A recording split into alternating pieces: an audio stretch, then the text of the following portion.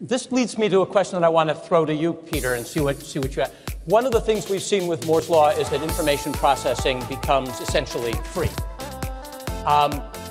Is there something else that might become essentially free? I mean, could energy become essentially free, for example? Or is there something else that is essentially free now that might become extraordinarily expensive? People talk about water being the new oil, for example, and think that water might get very expensive. As you look across, Peter, at these inputs, some of them physical and some of them informational, do you see any dramatic changes in pricing on something that we all rely on? So ultimately, there's a few different things going on. First of all, at no time ever before has power been in the hands of single individuals and small groups like we have it today. It's only going to become more and more empowered, literally where small groups can do what only governments or large corporations could do in the past. We're going to start to see what I call an age of abundance coming online, where we spoke about the king of any nation having nowhere near the kind of capability we have today. So if you think about the underpinnings of Moore's law, giving us ultimately distributed health, education. I think if you think about energy production, you can look at what's going on to pick up on that. We're living in a time where the cost of solar energy is dropping at 30% per year. The cost of solar is dropping 30%. Still higher than we're still not at a point of grid parity, but you've got a reduction of solar. You've got an exponential increase in solar production. If you stop and you realize that the Earth, in 1 hour, more energy hits the Earth than we consume as a species during the entire year. 6,000 times more energy flux hits the Earth's surface.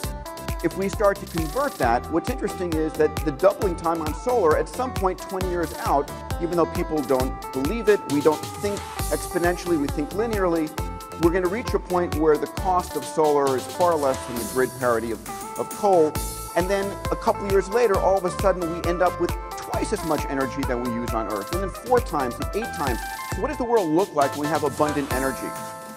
You know, we talk about water wars. Well, the fact of the matter is we have plenty of water on this planet. It just happens to be 97.3% salt water.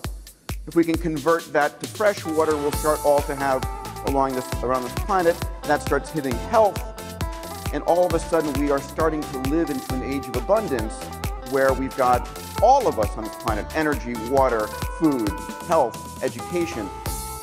And that really begins to change the world. What happens when 1 billion new minds come online? What do they want? What are they going to produce?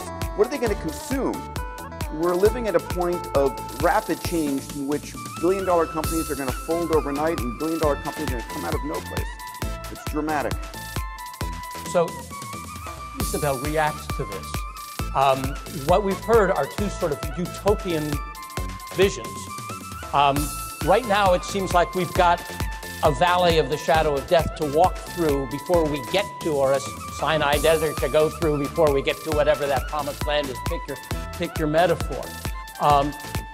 What do you see as the big bumps that we might have on the road to this world of infinite choice of products, infinite food, infinite energy, this world of abundance? Do you think this is realistic, or is it, to use scientific languages, nonsense? Or if you think we actually can get there, what are the big bumps? Michael, both of you, but Elizabeth, start. Well, I think that the massive use of technology somehow, because it's what both have been predicting, will give us the knowledge of using that model to predict other unknown hidden knowledge, like how the people react as a group, how we can predict or how can we expand the knowledge of our brains, because it's all related to networks and use of massive technologies. So we will be able to reach and to expand the knowledge of these unknown things, thanks to the expertise that we reach with the massive use of other technologies in other aspects of our lives. And that will be even a first step to further knowledge, because as soon as we develop the knowledge of our brain, that so far is used about 5 or 10%, just imagine how we can bump all this access to better technology, better energy, cheaper access to food or to education, to health. So what I hear you saying, and people like to say that one of your former employers, Google, I don't need to think, it's all in Google, Google is God, Google knows everything, and so on and so forth. But what you're also saying is we have the opportunity for what you might call an inner Google, if we could actually harness the network effects of the neurons that we already have. And you think technology will actually get us there rather than, as some people say, dumb us down, because I no longer have to memorize anything because I can look it up. What I think is that there are similarities in the use of massive goods and the way other connections react. And we will apply that knowledge to prevent diseases. We will use that knowledge to expand and speed up education, what is really important.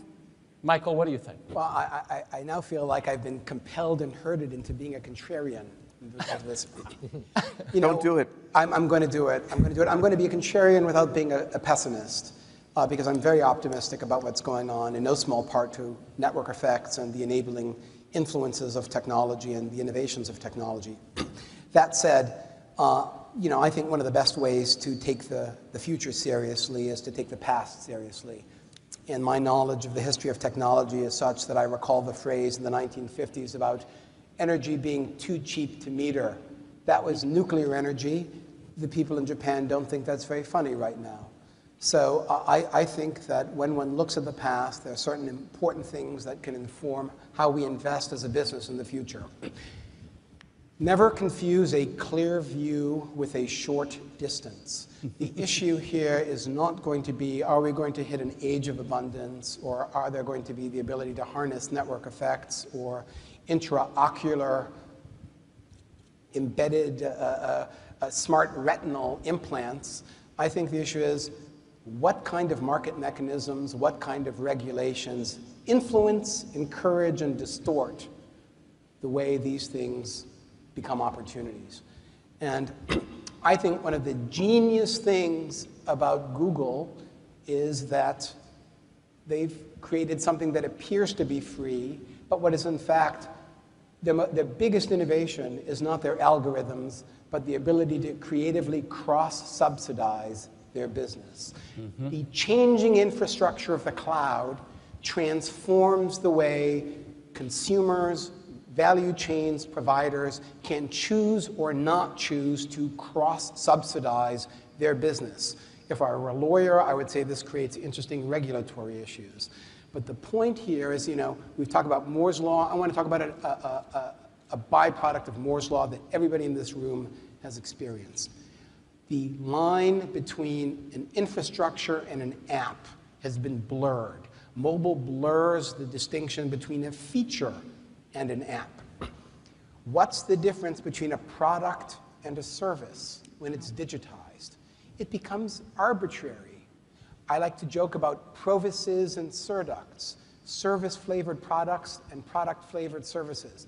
The big point that I'm seeking to make here is not that the technology vision here presented is incorrect or inaccurate, but it is going to be the innovative exploitation of market mechanisms and markets that will allow them to come into being. And that's going to be as much a function of the design of business models as technical innovation. And policy. I think policy, business models, and innovation. Absolutely. This reminds me, if you want to get into some of the more obscure but really increasingly relevant areas of strategy literature, you see some stuff about what are called two-sided markets. And a classic example of a two-sided market is a bank that takes in money from depositors and loans money out to borrowers. Another one would be a magazine that has subscribers and advertisers. And the ability to arbitrage across those or make choices across those. Do you have a high subscription price, a low subscription price? What do you do? On which of your revenue streams do you put your most important cash registers? And how do you make that choice, is a really interesting strategy discipline that not too many people understand either in academic life or in the real world. and building up, and let alone in the world of policy that tries to say these are regulations and this. Isabel, I saw you nodding a lot during this. Were you nodding in violent agreement, or should we?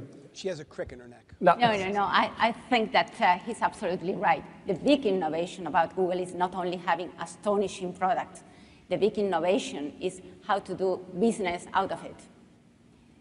They call it monetize, but I think that real clue, the real innovation was a different business model. And it's based on a terrific product, great. But you know, the real good thing is make us think about making money in a different way when other things are given, you know, is how to add value on top of what is in Google, that is everything. Alta Vista seemed like a pretty good search algorithm at one point, too. Yes? Yeah, you mentioned speed bumps on the way to a digital gave away the internet for free. Now the problem is not Big Brother, the problem is Little Brother. Pesky neighbors, cyber scammers, criminals. That's a real problem, okay? So I think privacy concerns are going to be more important because for every innovation, you have people who want to, you know, bleed that innovation dry for criminal gains. The second problem, I think, is not a problem at all. Criminals are innovators too, you know. Yeah, that's the problem. But yeah, what you're saying, what you're talking about in the utopian world, it's a frictionless market, except you have a huge cybersecurity unit, right, which adds friction. Yeah. Right. And the second problem, as I see it, is, well, people talk about a digital divide. We'll have the digital-rati and we'll have the digital poor. That never materialized because even today, teenagers, young kids are on the internet. If you're not on the internet and you're a kid, you don't exist. You don't have a Facebook, you don't have a Twitter file, you don't exist as a child. The digital divide is not the problem because access is getting cheaper and cheaper. The problem is jobs, because the economy is making a transition from commodity-based capital to intellectual capital. So there's pressure on the educational systems, and not every nation is educating their people for this new economy. So the jobs are important. Do you think too many people go to college? No, I think too few people go to college. I disagree.